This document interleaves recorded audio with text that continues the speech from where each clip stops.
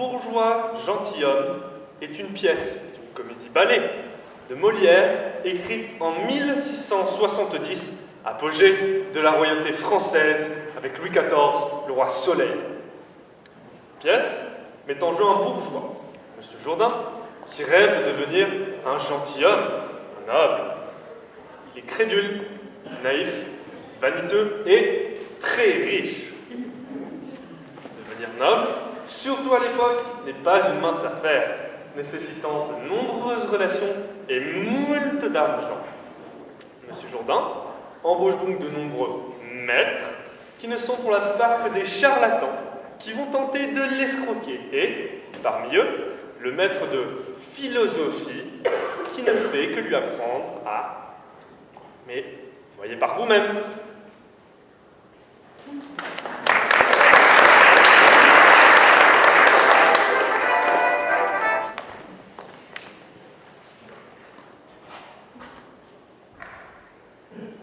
Venons à notre leçon. Que voulez-vous apprendre? Tout ce que je pourrais, car j'ai toutes les envies du monde d'être savant, et j'enrage que ma mère et mon père ne m'aient pas fait bien étudier toutes les séances quand j'étais jeune. Ce sentiment est raisonnable. Nam sine doctrina vita est quasi mortissima ago. Vous entendez cela? Et vous savez le latin, sans doute. Oui, mais faites comme si je ne le savais pas. Expliquez-moi ce que cela veut dire. Cela veut dire que sans la science, la vie est presque une image de la mort. Cela a raison.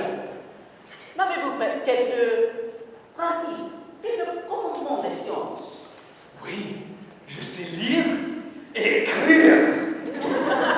Par où plaît-il que nous commencions? Voulez-vous apprendre la morale? La morale?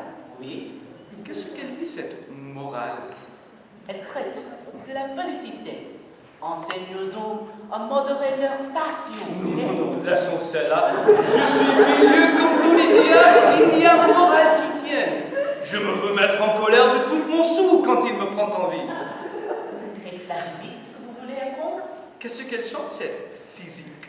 La physique est celle qui explique les principes des choses naturelles, qui discourt de la nature, des éléments, des métaux, des minéraux, des pierres, des plantes et des animaux. Et nous enseigne les causes de tous les météores, l'arc-en-ciel, les feux volants, les comètes, les éclairs, le tonnerre, la poudre, la grêle, la pluie, la neige, la vent et les tourbillons.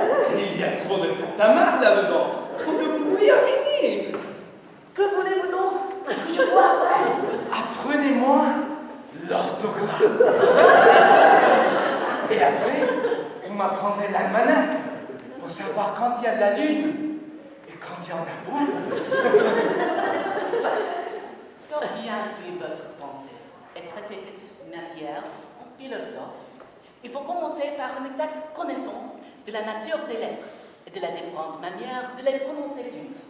Et là-dessus, j'ai à vous dire que les lettres sont divisées en voyelles, ainsi dites voyelles, parce qu'elles expriment le voix, et en consonnes, ainsi appelées consonnes, parce qu'elles sonnent avec les voyelles.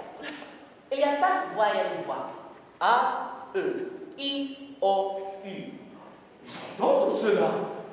La voix A se forme en ouvrant par la bouche. A. Oh! Oh! Oui! La voix E se forme en rapprochant la mâchoire d'en bas de celle d'en haut. A, E. A, E. A, E. Ma foi, que cela est beau! Et la voix I en rapprochant encore davantage les mâchoires l'une à l'autre et en écartant les 2 points de la lèvre vers les oreilles. A, E, I. A, E, I, I. Cela est vrai! Vive la séance! La voix O se forme en ouvrant les mâchoires et approchant la bouche par les 2 coins, le haut et le bas. O. O, O. Il n'y a rien de plus juste. A, E, I, O, I, O. Cela est admirable.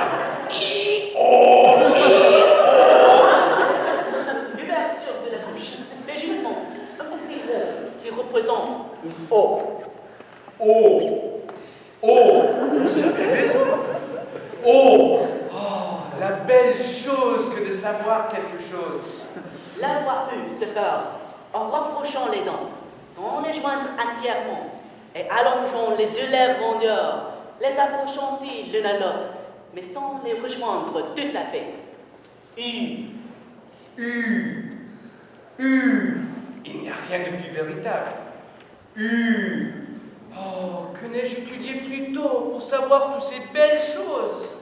Demain, nous verrons les autres lettres, qui sont les consonnes. Est-ce qu'il y a des choses aussi curieuses qu'à celle-ci? Sans doute, la consonne D, par exemple, se parle en tournant la peau de la langue des dents en haut.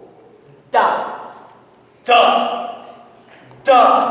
Les belles choses. J'expliquerai au fond toutes ces curiosités. Et je vous remercie.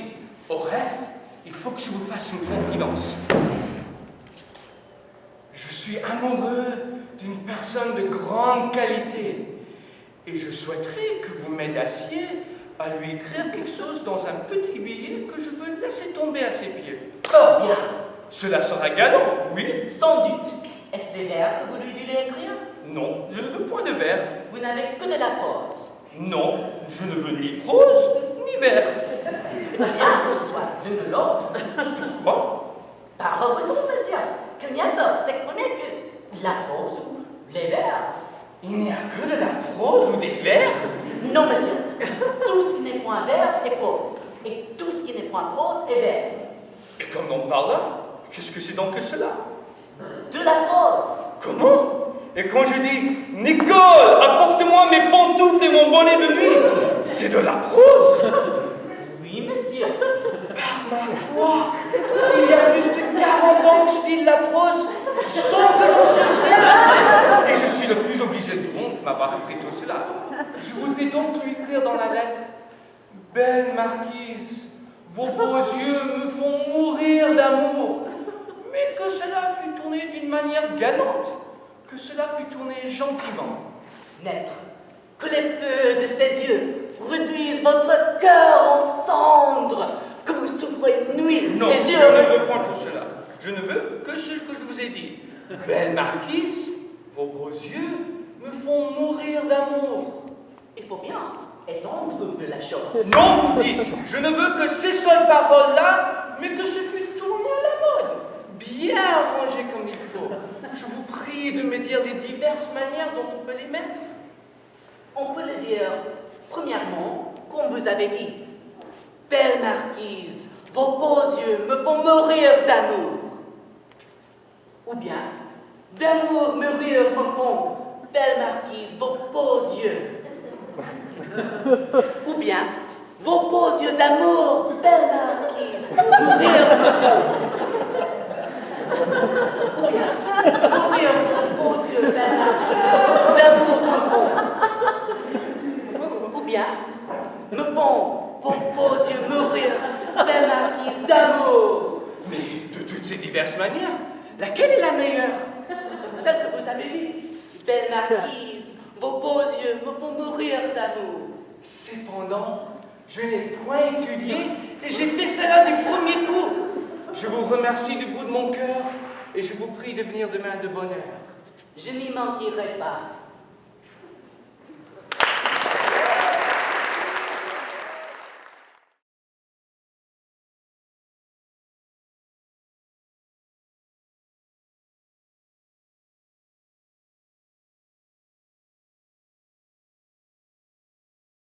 La Cune est une pièce écrite en 1966 par Eugène Ionesco, le père du théâtre de l'absurde.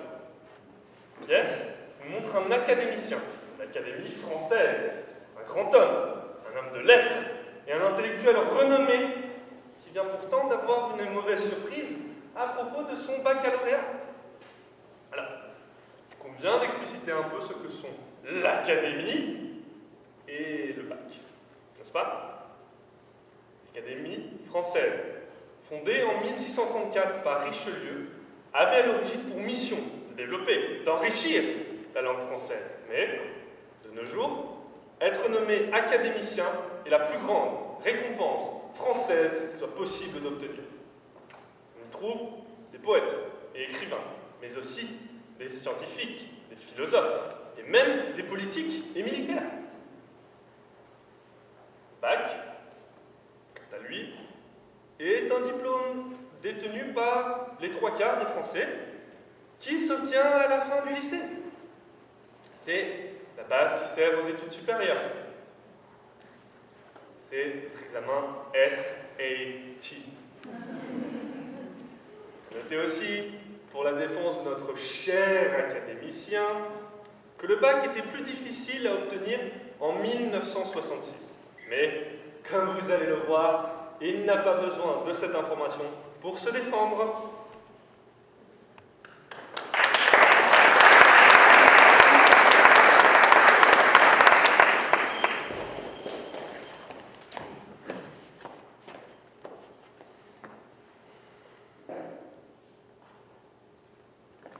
Alors, cher ami, vite.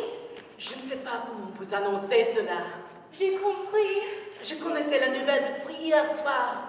Je n'ai pas voulu vous téléphoner. Je ne pouvais pas attendre davantage. Excusez-moi pour vous faire sortir du lit, pour vous annoncer une chose pareille. Il n'est pas pu s'en tirer. Quel malheur. Jusqu'au dernier moment, nous avions espéré. C'est très dur, je vous comprends. Il y avait pourtant des chances. À vrai dire, pas beaucoup. On devait s'y attendre. Je ne m'y attendais pas. Tout lui réussissait. Il s'en sortait toujours au dernier moment. Dans l'état de fatigue où il était, vous n'auriez pas dû le laisser. Que voulez-vous? Que voulez-vous? C'est terrible. Du courage, cher ami. C'est cela, l'existence. Je ne me sens pas bien. J'ai peur de m'évanouir. Je vous ai annoncé la chose d'une manière trop brutale. Excusez-moi. Vous avez bien fait.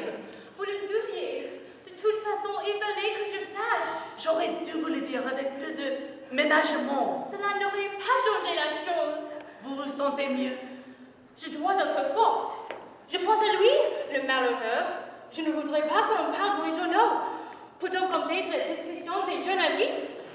Fermez votre porte. Ne répondez pas au téléphone. Cela se sera quand même.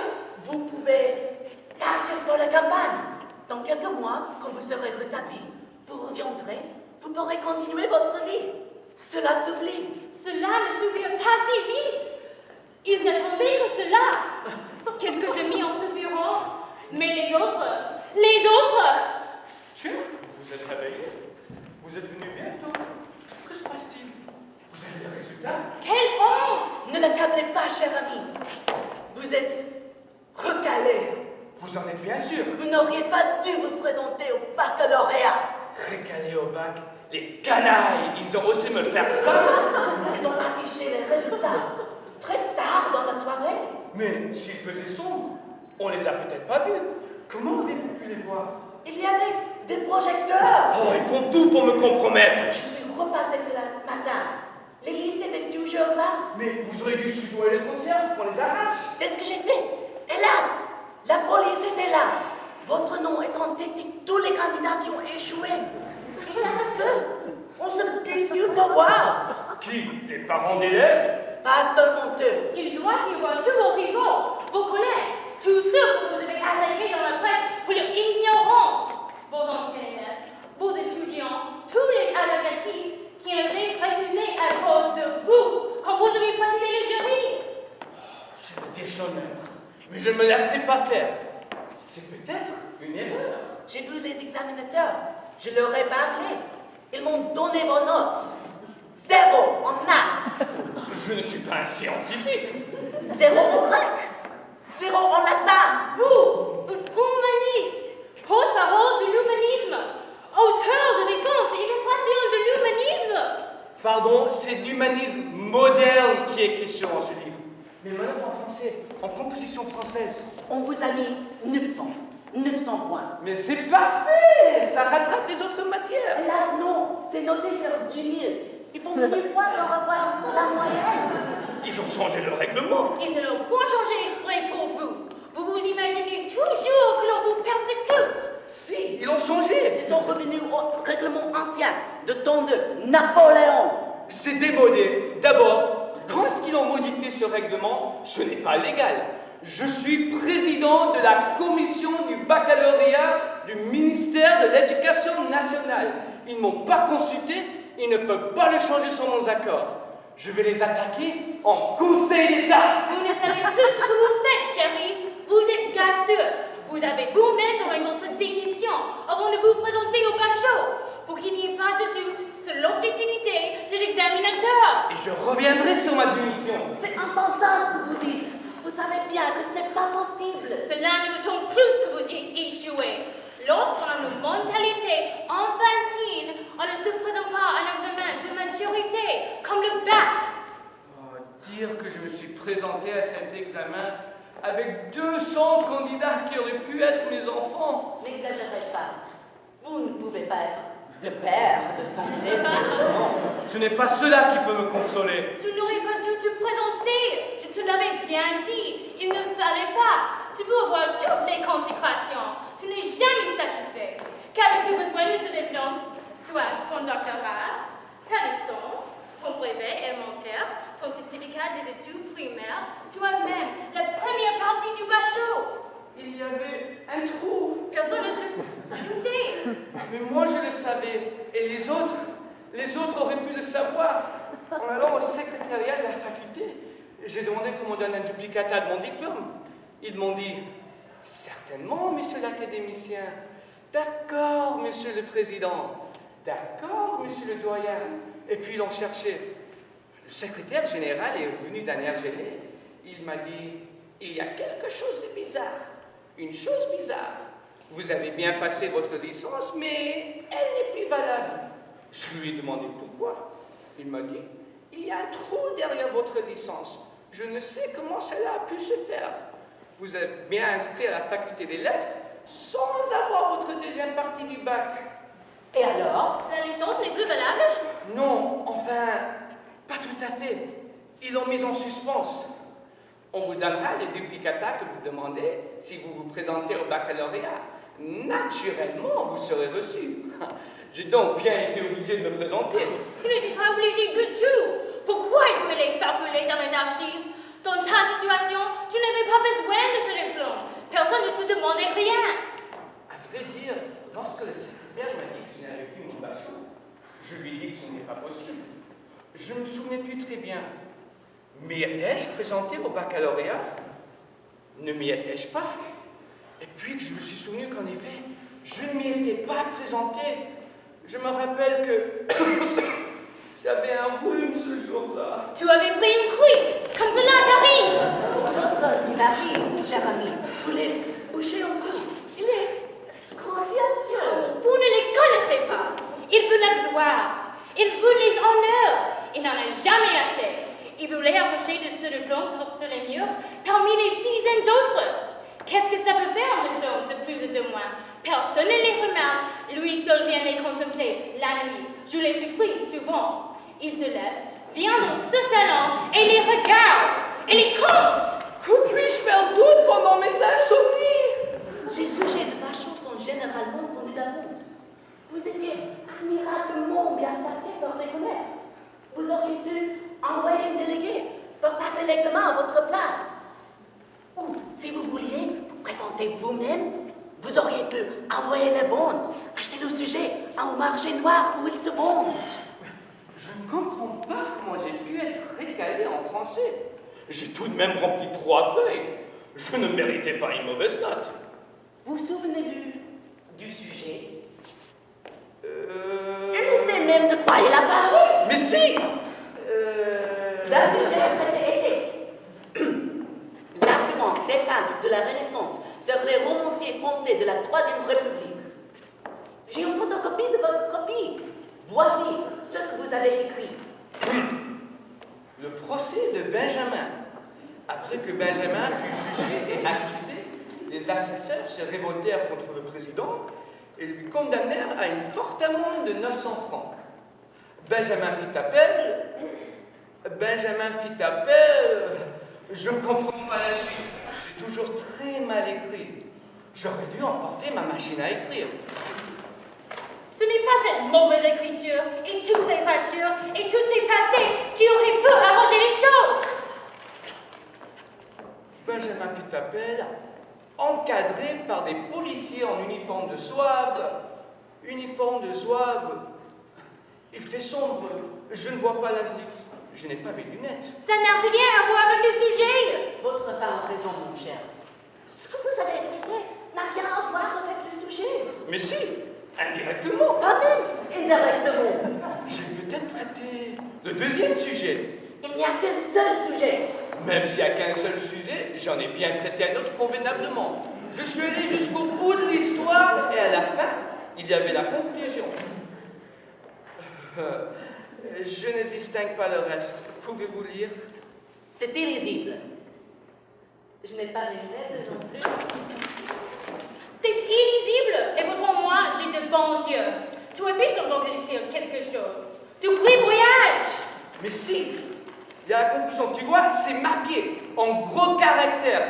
Conclusion aux sanctions. Ça ne se passera pas comme ça. Je ferai annuler l'examen. Puisque tu as traité un faux sujet, puisque tu l'as traité mal, cette note, malheureusement, est justifiée. Tu perdrais le procès. Vous perdez. Laissez tomber. Prenez de vacances. Vous donnez toujours raison aux autres. Ils savent ce qu'ils font, ces professeurs. On ne les a pas nommés professeurs pour rien. Ils connaissent les règles de la composition. Mais qui faisait partie du jury? Pour les maths, Madame Bénon. Pour le grec, Monsieur Tacos. Pour le latin, Monsieur Neurontis et d'autres. Mais ils ne sont pas plus calés que moi, ceux-là. Et en français? Un femme, secrétaire de rédaction de la revue hier, avant-hier et aujourd'hui. Mais je comprends maintenant. Je la connais parfaitement, cette misérable. C'est pour se venger qu'elle m'a mis cette note. Je n'ai pas voulu m'inscrire à cette partie, et c'est pour se venger qu'elle a fait celle-là. J'ai les moyens d'annuler cet examen. Je vais téléphoner au chef d'État. Ne fais pas ça, tu vas te rendre encore plus ridicule. Empêchez-le, vous avez plus d'autorité que moi, celui. Ne téléphone pas. Je sais ce que je dois faire. Allô, la présidence? La présidence. Bonjour, mademoiselle. Je voudrais parler au président, à lui-même. Personnel. Allô, Jules, c'est moi. Comment? Mais voyons, cher ami. Mais écoutez-moi. Allô? C'est lui? Tais-toi. Mais vous plaisantez, cher ami. Vous ne plaisantez pas? Qu'est-ce qu'il a dit? Il a dit... Je ne veux plus vous parler. Ma maman m'a défendu de fréquenter les derniers de la classe. Et il a raccroché. Vous auriez dû vous y attendre. Tout est perdu. Qu'est-ce que tu m'as fait? Qu'est-ce que tu m'as fait? Tout de même, j'ai donné des conférences en Sorbonne, à Oxford, aux universités américaines, à l'université de Californie à Santa Cruz. Sur mon œuvre, on a écrit plus de 10 000 thèses. Je suis docteur honoris causa à l'université d'Amsterdam. J'ai eu 3 fois le prix Nobel. Juste le roi de Suède était étonné par mon érudition. Docteur honoris causa. Docteur